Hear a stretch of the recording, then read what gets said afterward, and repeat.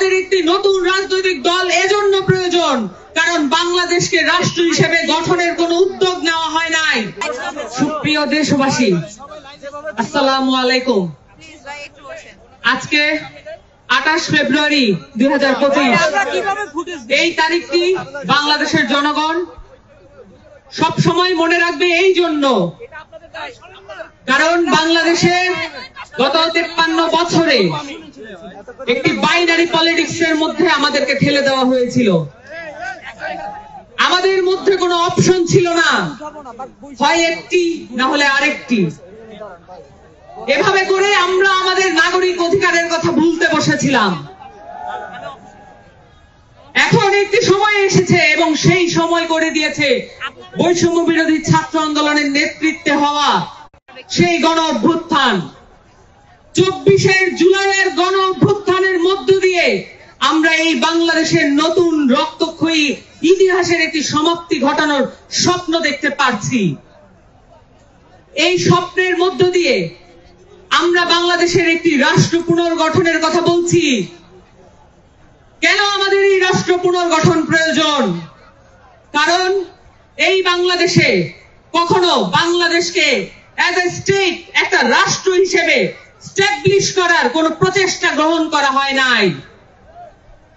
এই প্রচেষ্টা গ্রহণ করার উদ্যোগ আমাদেরকেই নিতে হবে। জুলাই অভ্যুত্থানের শহীদদের যে আত্মা, তাদের ত্যাগ আমাদের উপরে এই দায় চাপিয়ে দিয়েছে।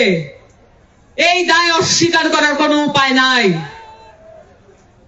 আমরা অভ্যুত্থানের মধ্য দিয়ে একটি রাজনৈতিক দল গঠনের যে চেষ্টা করে যাচ্ছি, যে আকাঙ্ক্ষা ধারণ করে যাচ্ছি, এই আকাঙ্ক্ষার কারণে মূলে আছে এই দেশের মাটির প্রতি আমাদের ওয়াদা, এই দেশের মানুষের প্রতি আমাদের ওয়াদা।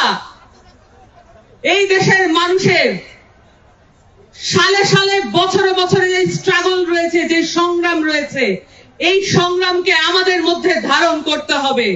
সুপ্রিয় দেশবাসী, আমাদের এই নতুন রাজনৈতিক দলের যে আকাঙ্ক্ষা দেশব্যাপী আমরা দেখেছি, যেখানে মাঠে ময়দানে আমরা গিয়েছি সেখান থেকে আমরা বক্তব্য পেয়েছি কেন আমরা রাজনৈতিক দল গঠনে এত দেরি করছি।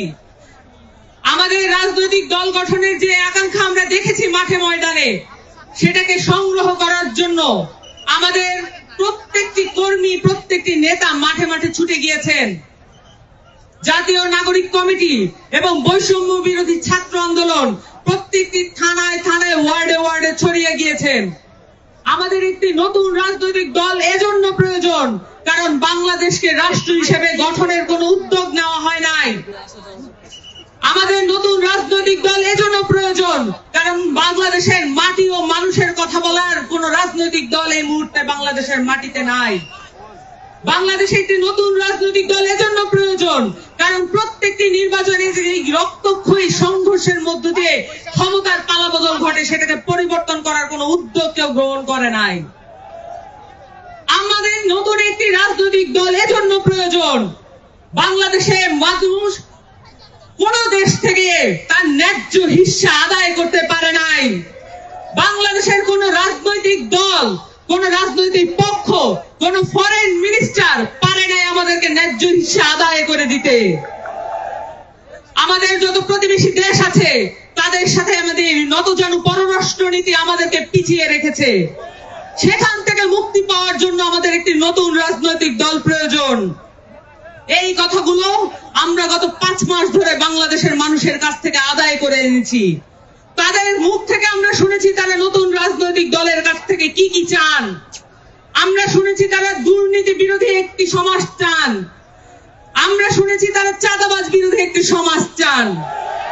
আমরা দেখেছি তারা বলেছেন এদেশে কোন রাজনৈতিক পক্ষ যাতে বাংলাদেশের মানুষের মধ্যে বিভাজন তৈরি করতে না পারে এমন একটি সংস্কৃতি তৈরি করতে চান। বাংলাদেশের সহজ সরল খেটে খাওয়া মানুষের রাজনীতি যারা করবে তাদের কথা বলার জন্য একটি রাজনৈতিক দল প্রয়োজন এবং সেই রাজনৈতিক দল এই 24 গণ অভ্যুত্থান আমাদেরকে সেই সুযোগ করে দিয়েছে।